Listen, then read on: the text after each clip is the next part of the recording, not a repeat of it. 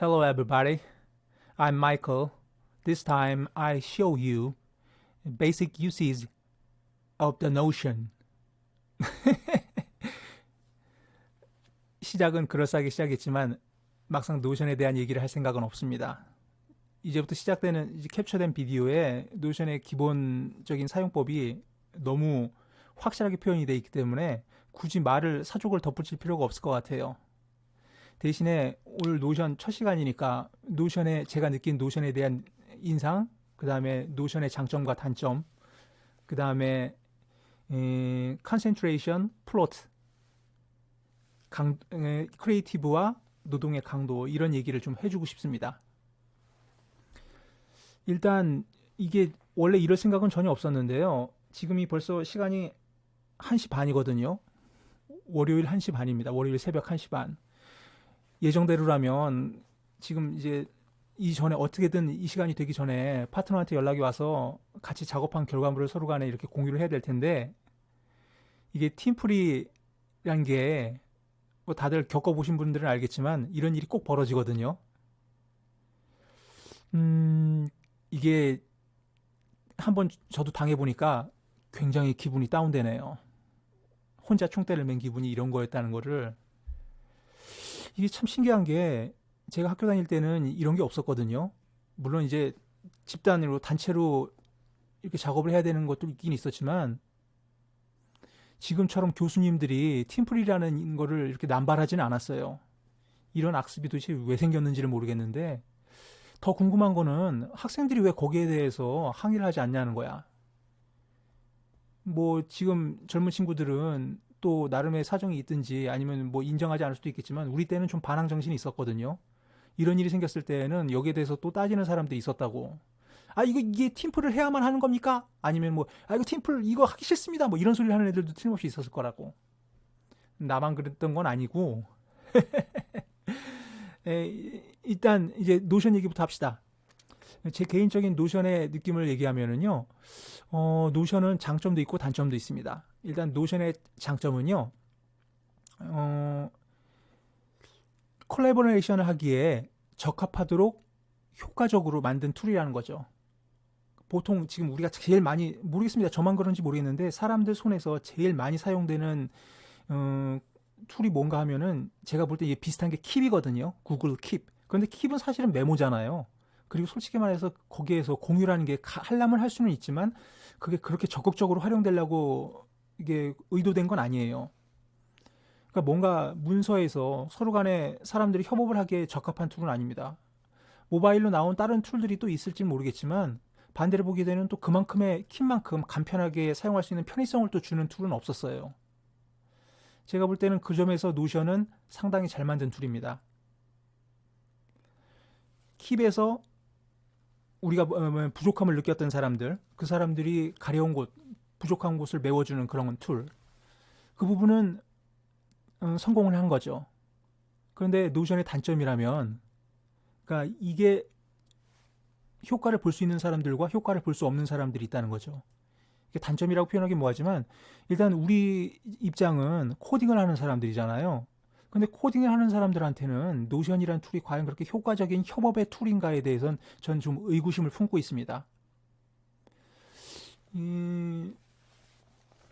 일단 뭐 어차피 저희 한 사람의 경험이니까 일반화의 오류가 있을 수는 있겠지만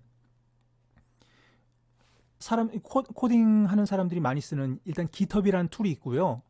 코딩이 시작되고 난 다음에 서로 간에 작업을 공유할 때는 노션보다는 오히려 GitHub이 더 편할 거라고 저는 보고 있거든요. 뭔가 언어적인 거, 구체적인 뭔가를 이렇게 서로 공유하는 것보다는 언어적인 텍스트로 이렇게 공유를 해야 되는 게 많은 일이라면 노션이 편하겠지만 그렇지 않다면 노션이란 툴이 그렇게 좋은 거라고 저는 보이질 않아요. 과거에 제가 한번 영국 사람이랑 같이 일을 한 적이 있었는데 제가 영어가 딸리기 때문에 굉장히 이렇게 쉽지 않을 거라고 생각을 했거든요. 그런데 웃기는 현상이 뭐였냐면은 말을 할 일이 별로 없더라고요. 애초에 그러니까 제가 상대방에게 뭔가 요구할 때 그냥 코드 인터페이스를 보내버리고 그럼 상대방이 또 그 인터페이스 보고서는 나머지 이렇게 함수들을 자기가 채워가지고 저한테 보내주고 서로 간에 그런 식으로 피드백을 하니까 막상 뭐 이렇게 영어로 대화할 거는 보너스를 더 달라, 보너스를 더 주겠다, 아니면 뭐 이번 달 결제 어떻게 하냐, 뭐 서로 간에 돈 얘기 말고는 뭐 할 게 없더라고요. 뭐 그 얘기를 길게 하려는 건 아니고, 각자 입장이 있고 그것이 효과를 볼 수 있는 사람들과 효과를 볼 수 없는 사람들이 있다는 거죠. 야, 이게 원래는 여기서 내가 이제 또 길게 얘기하게 되면은 이 에이시 클라크 소설 중에서 2001 스페이스 오디세이 속편이 있었거든요.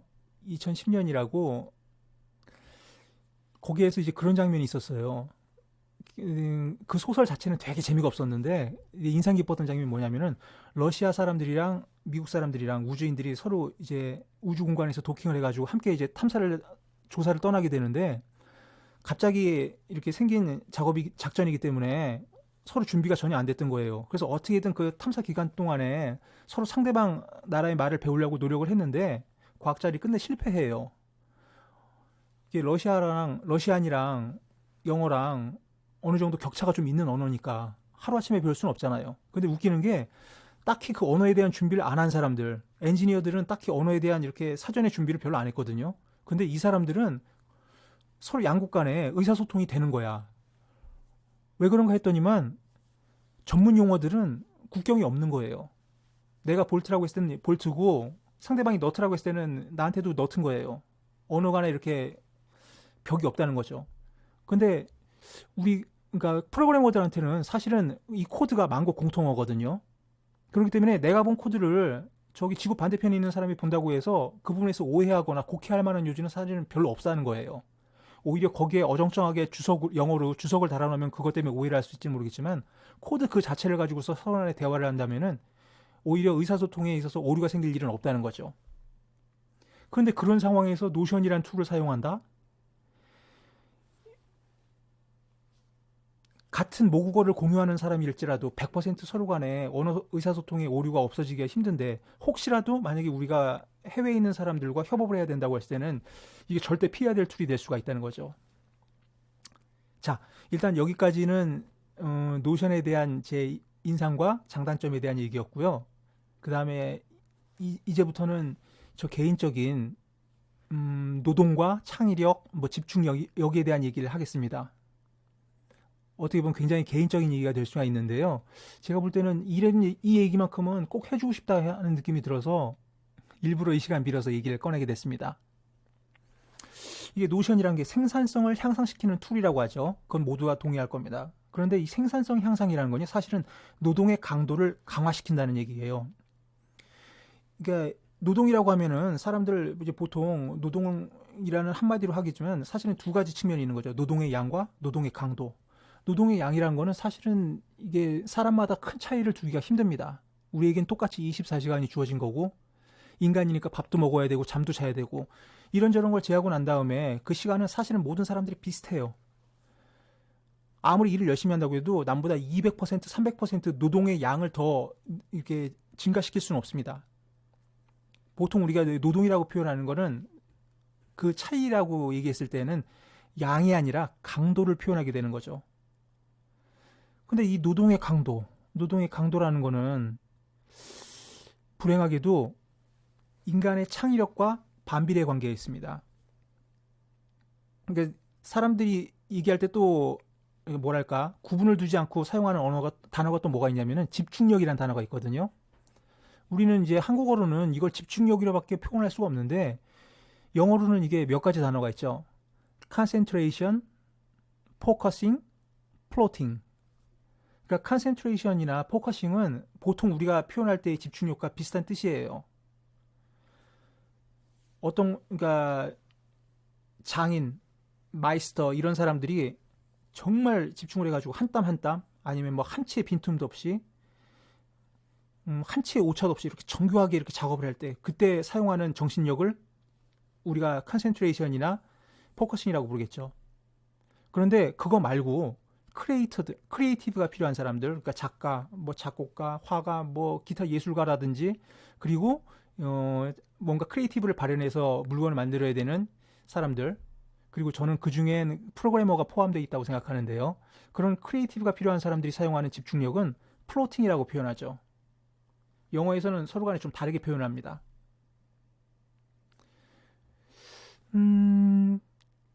노동의 생산성 향상이 노동의 강도를 강화시키는 거고, 노동의 강도가 컨센트레이션이라면, 그리고 그 컨센트레이션을 사용하는 사람들이 마이스터, 이렇게 연결이 되고, 크리에이티브를 필요로 하는 크리에이터들, 이 사람들이 사용하는 정신력을 우리가 플로팅이라고 표현하게 되는 거죠. 물론 이제 거대한 작업을 했을 때, 그렇다면 각각에 맞는 파트가 있을 거고, 그 중에서는 크리에이티브가 아니라 노동의 양과 노동의 강도를 증가할수록 도움이 되는 부분이 있을 겁니다. 세상에 많은 부분들이 그런 부분이에요. 근데 그게 아니라 정말로 크리에이티브가 필요한 파트가 또 있다는 거죠. 근데 그런 파트에 있는 사람들이 마이스터나 장인, 컨센트레이션을 사용하는 사람들과 똑같이 행동하고 똑같이 업무를 진행한다고 했을 때는 오히려 역효과가 나게 되는 거죠. 어렸을 때 제가 봤던 책 중에서, 그러니까 참 희한한 게 안 좋은 책인데 정말 좋은 책인 경우가 있거든요. 이게 어떤 책이었냐면은 쇼스타퍼라는 책이었어요. 쇼스타퍼라는 책인데 번역을 너무 엉망으로 했어. 너무 엉망으로 했는데 내용이 너무 좋아가지고 기억에 남는 책이에요. 내용이 어떤 거냐면은 윈도우즈 NT를 만들 때 그 마이크로소프트 팀들이 뭐랄까 일대기 그런 얘기예요. 뭐 아는 사람들은 이제 보통 잘 모르지만 막상 마이크로소프트 사장 빌 게이츠가 만든 거는 몇 개 없거든요. 물론 굉장히 머리가 좋은 사람이에요. 그리고 그 사람이 정말 세심하게 구체적으로 작업을 지시했다는 거는 모두가 다 인정을 해요. 근데 막상 이 사람 자신이 만든 작품은 마이크로소프트에서 판매하는 상품 중에는 없었어요. 윈도우즈도 그렇겠지만 윈도우즈 NT도 그런 작품이었거든요. 그 NT를 만든 사람은 데이비 커틀러라는 사람이죠. 물론 많은 사람들이 만들었지만 총 지휘를 했던 사람은 데이비 커틀러라는 사람이고, 이 사람도 일종의 천재였던 사람인데 성격이 아주 더럽고, 근데 이 사람 얘기를 하려고 하는 게 아니라 이 팀을 운영하는 마이크로소프트의 철학이 있어요. 작업을 시킬 때. 그러니까 보통 이게 크리에이티브를 이렇게 뽑아낼 때 사람이 탄력을 받는다고 표현하는데, 특히나 대한민국 사람들이 한번 이렇게 신바람이 나게 되면은 정신없이 막 밤새고 막 그런 식으로 작업을 하는데, 마이크로소프트에서는 절대 그런 걸 허용을 안 하는 거예요. 왜냐하면 인간의 창의력에, 인간이 하루에 발휘할 수 있는 크리에이티브에 한계가 있다는 게 마이크로소프트의 생각이었기 때문에 그런 거예요. 그러니까 정확하게 마이크로소프트의 생각이 아니라 마이크로소프트에서 살아남은 프로그래머들의 특징이 그거라는 거죠. 그러니까 여기에서 이제 일종의 저주 같은 게 있는데, 마이크로소프트에 입사하게 되면 사람들이 한 가지 특징이 있고, 그러니까 한 가지 공통점이 생기고 한 가지 차이점이 생긴다는 거예요. 프로그래머들한테. 모든 사람들이 공통점은 마이크로소프트에 입사했다가 퇴사할 때쯤이면 백만장자가 돼 있다는 거. 모두가 스톡옵션 받고 돈은 충분히 벌어서 나간다는 거죠. 그리고 또 한 가지는 이혼을 하거나 아니면 이혼을 하지 않거나. 왜냐하면 남자들이 너무 일에 빠져 사니까 이혼을 하게 된다는 거죠. 근데 우리가 지금 얘기하려고 하는 거는, 그럼 그 중에서 살아남아서 이혼을 안 하는 사람들은 과연 어떤 특징이 있었냐는 거죠. 이 사람들이 아까 얘기한 그 크리에이티브의 한계를 설정해 놓은 사람들이죠. 자기가 하루에 일할 분량을 정해놓고 자신의 크리에이티브를 그 하루 안에 자기가 사용할 것만 사용하는 사람들이에요. 그러니까 그 사람들은 이제 그렇게 생각을 하는 거예요. 샘물과 같기 때문에 하루에 나올 수 있는 양은 한계가 있다. 그 이상 나오지도 않고 사용한다고 하면 그 다음이 고갈된다. 최종적으로는 모두가 백만장자가 돼서 퇴사를 하겠지만, 그 사람들이 만들어낸 결과물이 그렇게 큰 차이가 있었냐면 그렇지 않았다는 거고, 똑같이 백만장자가 됐으니까.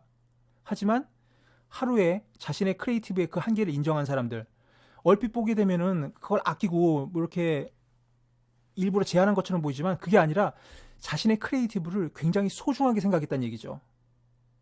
그런데 그렇게까지 소중하게 생각하는 사람들과 정반대편에 있는 사람들은 크리에이티브하지 않은, 플로팅이 아니라 컨센트레이션이나 아니면은 노동 강도를 중시하는 사람들은 전부 다가 팬이 된다는 거죠. 모르겠습니다. 앞으로 이제 어떤 일을 하시게 될지는 모르겠는데, 그거는 저는 확실하다고 생각해요. 자신이 어떤 일을 하게 되는지, 어떤 방향으로 나가야 될지에 대해서는 확실하게 정해놔야 된다는 거. 내가 노동 강도의 극한을 추구하겠다. 나쁘지 않습니다. 그래야 되는 일이 있을 테고, 뭐 자신이 선택한 방향에서 최고의 효과를 얻을 수도 있을지 모르겠어요. 하지만 내가 크리에이티브가 필요한 일을 하고 싶다? 혹은 그런 일을 해야 된다고 했을 때는 반대로 노동 강도를 한없이 줄이는 데 주력을 해야 됩니다. 왜냐하면 그렇지 않다면 창의력이 고갈되는 거고, 창의력이 필요한 포지션에서 창의력을 발휘하지 못한다면 그 사람은 사실 일을 안 하는 게 돼버리는 거거든요. 아, 이거 얘기는 굉장히 주저리 길게 했는데 얼마나 전달됐을지 모르겠네요. 그 우리 클래스 보면서 제가 계속 마음이 아픈 게 뭐냐면은, 다들 너무 어깨에 힘이 들어가 있어. 다들 너무 긴장하고 있고 너무 열심히 하는 것 같아요. 근데 그건 제가 볼 때 좋지 않은 것 같습니다.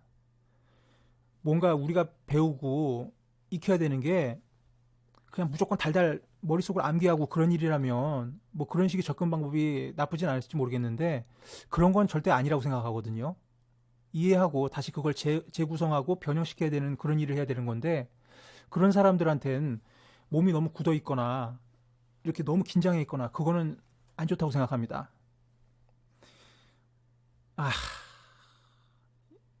진심이 얼마나 전달됐을지 모르겠는데 제 말 주변의 한계는 여기까지인 것 같습니다. 여기까지만 말씀드릴게요. 사실은 이거 말고 재밌는 얘기 되게 많은데 혹시라도 듣고 싶은 분은 그런 분은 없겠죠.